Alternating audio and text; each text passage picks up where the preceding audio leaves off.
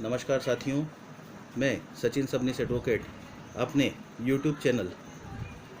S legal literacy के माध्यम से आप सभी का स्वागत करता हूं। आज के वीडियो में हम रेस सब जुडिस और रेस जुडिकेटा के बारे में डिस्कशन करेंगे। रेस सब जुडिस को व्यवहार प्रक्रिया संहिता की धारा 10 में बताया गया है। क्या होता है रेस सब जुडिस? अगर धारा 10 को हम देखते हैं तो उसमें व्यवहार प्रक्रिया संहिता में लिखा है स्टे ऑफ सूट या वादों का रोक दिया जाना, और उसकी पहली लाइन में ही यह बात बताई गई है कि no court shall proceed with the trial of any suit. मतलब कोर्ट के ऊपर ये डाल दिया कि कोर्ट जो है ऐसे सूट को प्रोसीड नहीं करेगा। अब कौन से सूट को प्रोसीड नहीं करेगा, इस चीज़ को विचार करना है, क्योंकि कोर्ट को ये देखना है कि क्या ये धारा 10 की परिधि में आता है, और अगर कोई सूट धारा 10 में बताई गई बातों की परिधि में आता है तो कोर्ट उस सूट को रोक देगा, उसको स्टे कर देगा। और इसको देखने के लिए हमें सामान्य भाषा में समझना होगा कि मान लीजिए एक वाद किसी न्यायालय में विचाराधीन है। उस वाद की जो विषय वस्तु है, जो पक्षकार है या उन पक्षकारों के अधीन दावा करने वाले लोग हैं, उस विषय वस्तु के संबंध में उन्हीं पक्षकार या उन्हीं पक्षकारों के अधीन दावा करने वाले लोगों द्वारा अन्य कोई वाद या तो उसी न्यायालय में प्रस्तुत किया जाता है या भारत की किसी अन्य न्यायालय में प्रस्तुत किया जाता है, या फिर भारत के बाहर लेकिन केंद्र सरकार द्वारा स्थापित व संचालित किसी न्यायालय में प्रस्तुत किया जाता है, या उच्चतम न्यायालय में प्रस्तुत किया जाता है। और दोनों वाद की विषय वस्तु समान हो, पक्षकार समान हो, या पक्षकार के अधीन दावा करने वाले व्यक्ति समान हो, दोनों में जो वाद विषय है वो डायरेक्टली और सब्सटेंशियली एक समान हो। जब ऐसी स्थिति बनती है तो न्यायालय का ये कर्तव्य बन जाता है कि वह पश्चातवर्ती वाद को उसे स्थगित कर देगा। अब पश्चातवर्ती वाद कौन सा है? जो वाद बाद में प्रस्तुत किया गया है। मतलब पहले जो वाद प्रस्तुत किया है वह वाद चलेगा, उसका विचारण किया जाएगा। वो उसका विचारण होने के पश्चात जब गुण दोषों पर उसका विचारण होता है, जब तक उसका पहले वाद का विचारण पूर्ण नहीं हो जाता है तब तक पश्चातवर्ती वाद को रोक दिया जाता है। अब उसके बाद पहले यदि विचारण हुआ और विचारण होने पर वह वाद की जो भी स्थिति बनती है गुण दोषों के ऊपर, तो उस वाद के निर्णय की कॉपी दूसरे वाद में प्रस्तुत की जा सकती है, और जो पहले वाद के जिसमें अंतिमता हासिल हो गई वो दूसरे वाद के लिए उन बिंदुओं के ऊपर रेस जुडिकेटा की स्थिति भी उसकी बन सकती है। अब इसेंशियल इंग्रेडिएंट्स क्या है धारा 10 सीपीसी में? तो स्पष्ट है, जैसा मैंने बताया कि दो वाद आ गए सामने। दोनों वाद में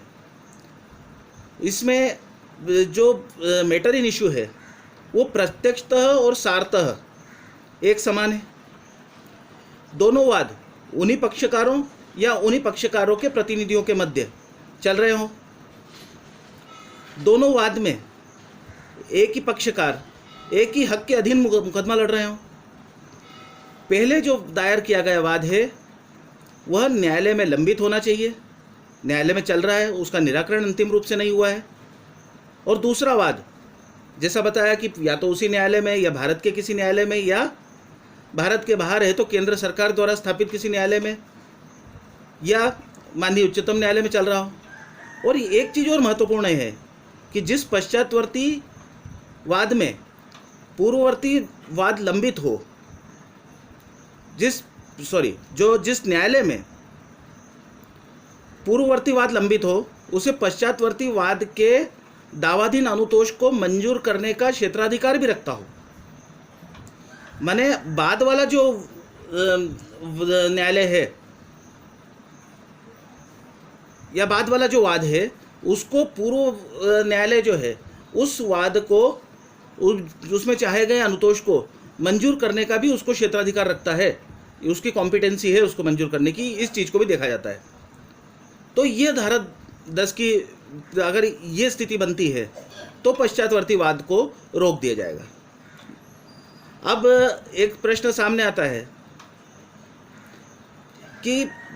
यदि क्रिमिनल केसेस में कोई निर्णय पारित किया गया तो क्या वह निर्णय सिविल वाद में, ये एक और क्रिमिनल निर्णय चल रहा है और या क्रिमिनल वाद चल रहा है या क्रिमिनल परिवाद चल रहा है, तो क्या वह और दूसरी ओर सिविल दावा चल रहा है, तो वैसी स्थिति में क्या पश्चातवर्तीवाद को रोका जाएगा? तो इस संबंध में Arun Bhimawat versus Anshul Jain AIR 2016 Madhya Pradesh page 63 पर निर्णय दिया गया और जिसमें बताया गया कि जहां फौजदारी वाद है या फौजदारी परिवाद चल रहा है उससे सिविल वाद पर कोई अंतर नहीं पड़ता है और सिविल वाद को उस स्थिति में रोका नहीं जा सकता। अब ये धारा 10 की स्थिति क्यों बनी है और इसका उद्देश्य क्या है? तो यदि अलग पक्षकार जो है अलग अलग न्यायालय में वाद प्रस्तुत करेंगे, ऐसे कई वाद प्रस्तुत करेंगे और वो अलग अलग न्यायालय में उन वादों पर एविडेंस लेने के उपरांत वे वाद डिसाइड होंगे, तो निश्चित रूप से ये संभावनाएं बनती है कि एक वाद में तो कुछ फैसला होगा, उसमें आई जो भी एविडेंस आई उस आधार पर, और दूसरे वाद में अन्य फैसला होगा। और ये संभावना बन जाती है कि हो सकता है कि दोनों वाद के फैसले में एक दूसरे से टकराव की स्थिति बने, एक फैसला कुछ हुआ दूसरा कुछ उसके विपरीत हुआ, तो ऐसी स्थिति बनी तो उसमें न्यायालय के फैसलों में भी टकराव की स्थिति सामने आएगी। और इन टकराव की स्थिति को ही रोकने के लिए, समाप्त करने के लिए धारा 10 की व्यवस्था दी गई है कि यदि वाद चले तो किसी एक न्यायालय में चलेगा और एक न्यायालय जो है उसका पहले उसे गुण दोषों पर उसका निराकरण करेगी, तब तक दूसरे वाद को स्थगित कर दिया जाएगा। ये हमने रेस सब जुडिस को समझा। अब रेस जुडिकेटा क्या है? रेस जुडिकेटा को धारा 11 सिविल प्रोसीजर कोड में बताया गया है और रेस जुडिकेटा एक्चुअल एक लैटिन शब्द है और जिसमें लैटिन शब्द उसका आशय यह है कि पहले से ही निर्णित की गई वस्तु। अब इस बात से यह स्पष्ट हो गया कि एक वाद चला जो किसी विषय वस्तु पे चला एक सक्षम न्यायालय में और गुण दोषों पर उस वाद का निराकरण अंतिम रूप से हो गया। जब उस वाद का निराकरण हो गया तो फिर यदि पश्चातवर्ती किसी प्रक्रम पर उस वाद के कोई पक्षकार या उन पक्षकारों के अधीन दावा करने वाले कोई व्यक्ति जिनमें उनके लीगल रिप्रेजेंटेटिव्स हो जाते हैं, साथ ही साथ किसी को अगर उनके द्वारा संपत्ति विक्रय कर दी तो वो लोग हो जाते हैं, या अन्य उनके पावर ऑफ अटॉर्नी या अन्य लोग हो जाते हैं जिन्होंने बाद में अधिकार उसमें एक्रू किया है, तो उन लोगों के द्वारा अगर उन्हीं आधारों पर पुनः कोई वाद प्रस्तुत किया जाता है, दूसरा वाद प्रस्तुत किया जाता है बाद में, तो वैसी स्थिति में जब न्यायालय के समक्ष ये बात आती है कि भाई इस संबंध में वाद जो है पूर्व में ही निराकरण हो चुका है और ये सब बातें ऑलरेडी डिसाइडेड हो चुकी है, तो वह दूसरे वाद को रेस जुडिकेटा द्वारा बाधित मानते हुए निरस्त कर सकेगा। इसके पीछे मूल उद्देश्य भी यही है कि वादों की बाहुलता को रोकना, कि इस तरह से तो लिटिगेशन कभी ख़त्म होगा ही नहीं। एक बार निराकरण हो गया फिर वापस से 2-5 साल बाद फिर उनके वारिस या अन्य कोई व्यक्ति आके फिर वाद शुरू कर देंगे, तो इस प्रकार से कभी निराकरण नहीं होगा। इसलिए इस बाहुलता को रोकना भी है। दोहरे वाद से सुरक्षा, दूसरा इसका ये है कि भाई अगर मान के चलें कि एक वाद से जब निराकरण होने के बाद फिर से व्यक्ति उसी चीज़ को फेस करता रहेगा और अंतहीन मुकदमेबाजी चलती रहेगी, उसको भी समाप्त करना इसका मूल उद्देश्य है। फिर न्यायालय के विनिश्चय को भी सही और अंतिम बनाना। अब न्यायालय ने पूर्व में जो है सारे वाद को सुना और इसको अंतिम रूप से निराकृत कर दिया, उसके बाद में वापस से उन्हीं बिंदुओं पे फिर ये, तो क्या पहले जो न्यायालय ने सुना या पहले जो है गुणदोषों पर उसका निराकरण किया वो गलत किया था, और गलत किया था तो उस संबंध में वो अपील दर अपील की जा सकती थी, सब किया जा सकता था, लेकिन वो अंतिम हो चुका और सब होने के उपरांत ये आ गया कि उसका कोई निर्णय सामने आ गया। फिर उसके बाद वापस से नवीन वाद जो है फिर नए सिरे से शुरू करना, तो इसलिए ये व्यवस्था की गई। अब रेस जुडिकेटा जो है जब इसके लिए इसके साथ में करीब 8 एक्सप्लेनेशन भी एक्ट में दिए गए हैं, कोड में दिए गए हैं, संहिता में दिए गए। और इन 8 एक्सप्लेनेशन को भी अगर देखते हैं कि क्या है इसमें, कि यदि एक पहला एक्सप्लेनेशन इसमें दिया कि इसमें फॉर्मर सूट कौन सा होगा, पूर्ववर्ती वाद कौन सा होगा, कि मान लीजिए एक वाद ए है और दूसरा वाद बी है, और ए वाद पहले प्रस्तुत हुआ, बी वाला बाद में प्रस्तुत हुआ, लेकिन बी वाला वाद जो है वह पहले निराकृत हो चुका, और ए वाला वाद जो है वो पेंडिंग है अभी, या वो निराकृत नहीं हुआ। बी वाला वाद जो पहले निराकृत हुआ वह पूर्ववर्ती वाद माना जाएगा, यद्यपि वो बाद में प्रस्तुत हुआ है लेकिन निराकृत पहले हुआ है, इसलिए वो पहला वाद माना जाएगा। दूसरा इसका स्पष्टीकरण दिया कि न्यायालय की सक्षमता का अवधारण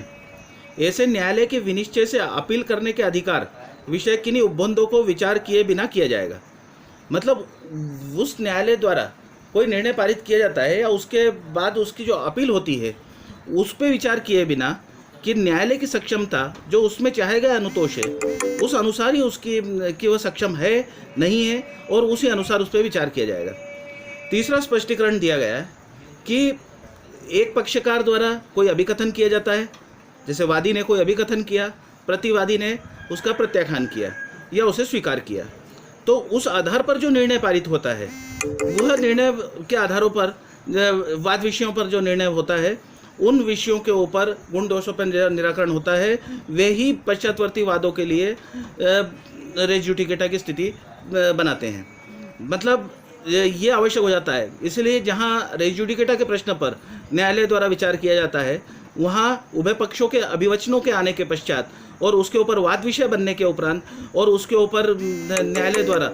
पूर्ववाद की सारी स्थिति को देखने के बाद ही उसके ऊपर निराकरण किया जाता है, और ये देखा जाता है कि क्या यहाँ पर रेस जुडिकेटा से ये दूसरा वाद बाधित है या नहीं।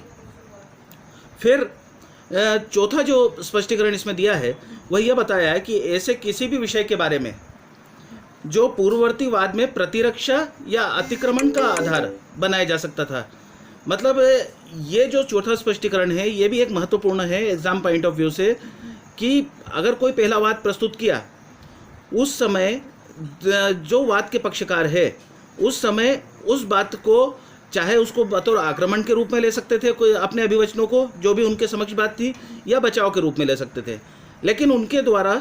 उस बात को न तो आक्रमण के रूप में लिया और न बचाव के रूप में लिया। तो वैसी स्थिति में अगर पश्चातवर्ती कोई वाद में वो नए किसी आधार अपनी इन बातों को जो पूर्व में उनके समक्ष मौजूद थे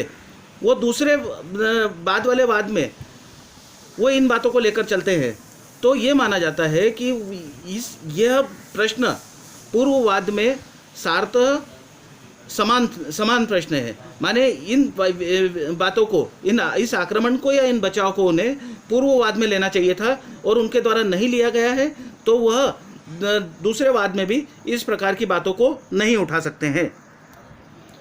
स्पष्टीकरण 4 में जो बताया गया है उसे उस स्थिति को कंस्ट्रक्टिव रेस जुडिकेटा कहा जाता है। हिंदी में उसे प्रलक्षित प्रांगन्याय या अन्वयिक प्रांगन्याय कहा जाता है। मतलब बाद वाले वाद में कोई नवीन बातों को लेकर या किसी प्रकार से उन्हीं जो बातें उनके समक्ष पूर्ववाद के समय थी उन बातों को उस समय न लेते हुए बाद में उसको घुमा फिरा कर लेकर दूसरे वाद को भी प्रस्तुत नहीं किया जा सकता है, उसको भी विधायिका द्वारा रोका गया है या उसके लिए भी मना किया गया है। जो स्पष्टीकरण 5 दिया गया है उसमें स्पष्ट ये कहा कि अगर पहले वाद में जो भी वाद निराकृत हुआ है उसमें अगर किसी बातों को उठाया गया और उसके संबंध में न्यायालय द्वारा कोई निष्कर्ष नहीं दिए गए अपने निर्णय में, तो वैसी स्थिति में ये माना जाएगा कि उन बातों को न्यायालय द्वारा नामंजूर कर दिया गया है। मतलब ये नहीं कि साहब इस बारे में तो विचार हुआ ही नहीं है पहले, अगर और हम इसलिए अब हम दूसरी बार हम इसको लगा रहे हैं, तो चूंकि उस बारे में कोई निष्कर्ष नहीं दिया गया न्यायालय द्वारा इसलिए वो बात नामंजूर हो गई। स्पष्टीकरण 6 दिया कि यदि कोई प्राइवेट अधिकार या लोक अधिकार के संबंध में जो लोग भी उस वाद में उपस्थित होते हैं और उसके जितने भी हितबद्ध उसमें उपस्थित होते हैं वह सभी लोगों पर मान के चले उन वो सभी लोगों पर वो वाद जो है वो लागू होता है। और बाद वाला यदि वाद उन लोगों में से कोई के द्वारा लगाया जाता है दूसरा, तो फिर वैसी स्थिति में भी रेस जुडिकेटा की स्थिति बनती है, चाहे वो पक्षकार स्वयं होते हैं या उनके लीगल रिप्रेजेंटेटिव होंगे, उनके हक के अधीन दावा करने का वाले कोई व्यक्ति होंगे। जितने भी लोगों को वो पहला वाद प्रभावित करता है, वह बाद वाले लोग भी उस यदि उनके द्वारा वाद प्रस्तुत किया जाता है दूसरा, तो फिर वैसी स्थिति में रेस जुडिकेटा की बाधा उनके लिए भी उत्पन्न होगी। आगे ये बताया गया कि डिक्री के निष्पादन के संबंध में भी जो है रेस जुडिकेटा की बाधा उत्पन्न होती है। डिक्री कोई एग्जीक्यूशन की कार्रवाई चल रही है, उस दौरान भी कोई आदेश किए जाते हैं और उन आदेशों में किसी बातों का विनिश्चय किया जाता है, तो पश्चातवर्ती प्रक्रम पर भी यदि डिक्री में उन बातों को उस संबंध में कोई बात उठाई जाती है, तो पूर्व में किए गए आदेश उसके लिए रेस जुडिकेटा का प्रभाव रखते हैं। स्पष्टीकरण 8 में भी यह बताया गया है कि कोई विवाद्यक जो सीमित अधिकारिता वाले न्यायालय द्वारा सुनने के उपरांत अंतिम रूप से विनिश्चित किया गया, वो पश्चातवर्ती वाद के लिए पूर्व न्याय की स्थिति रखेगा। इस बात के होते हुए भी कि पश्चातवर्ती वाद में जो सहायता चाही गई है वह प्रदान करने के लिए पूर्व न्यायालय सक्षम नहीं था। यह स्पष्टीकरण 8 है।